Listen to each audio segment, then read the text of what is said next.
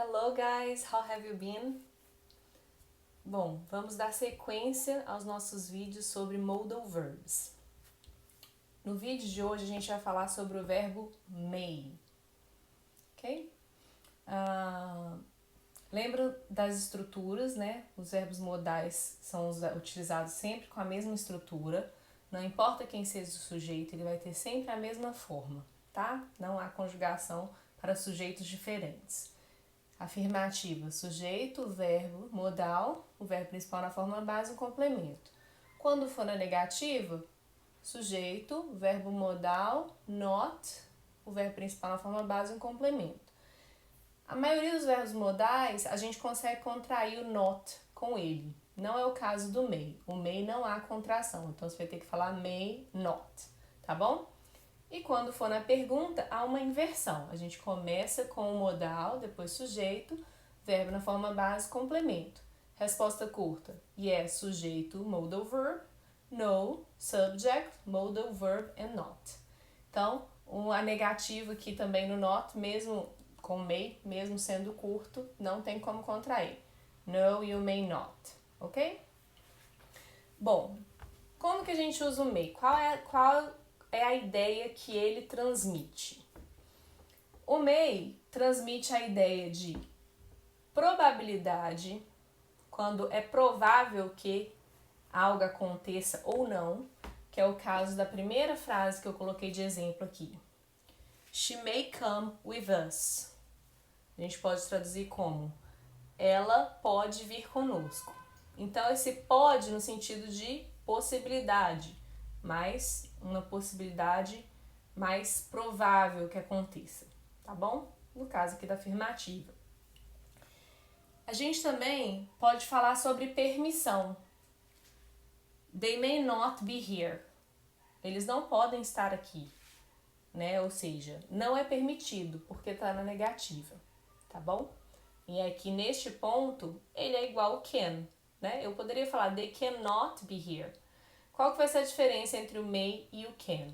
May é mais formal do que o can. É por isso que a gente ouve muito mais o can, tá? O may, ele aparece mais na escrita ou em situações formais mesmo, tá bom? A gente também usa o may para fazer pedidos, né? Ou perguntas que sejam uma permissão, né? Um pedido de permissão, por exemplo, ou um pedido comum. May I help you? Eu posso te ajudar? Nesse caso, ele também é igual ao can no sentido, né? Eu poderia falar aqui, can I help you? De novo, a diferença é só a formalidade. Can I help you é mais comum, mais informal. Se eu falar may I help you, eu estou tratando com mais formalidade, tá bom?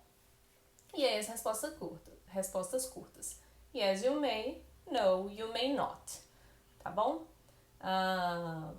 Pode também com a WH, né? Se você for pedir alguma informação específica, você vai colocar WH ou a expressão de WH, depois o may, o sujeito, um verbo principal na forma base e um complemento, ok? Com o may não é tão comum de aparecer, tá bom? Mas claro que pode acontecer. A gente também tem que tomar cuidado para não confundir o may be com maybe, tá? Olha só, vou escrever algumas frases aqui.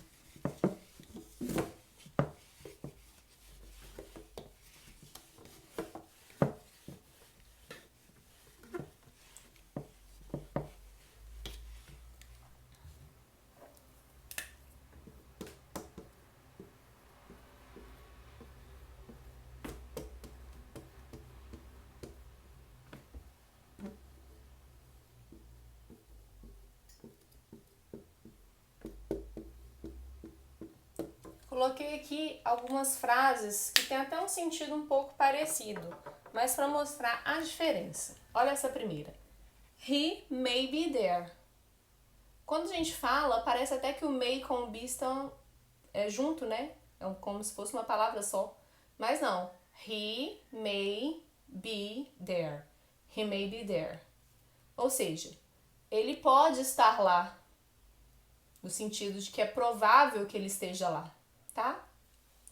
Agora, maybe quer dizer talvez, quando é junto assim, é uma outra palavra.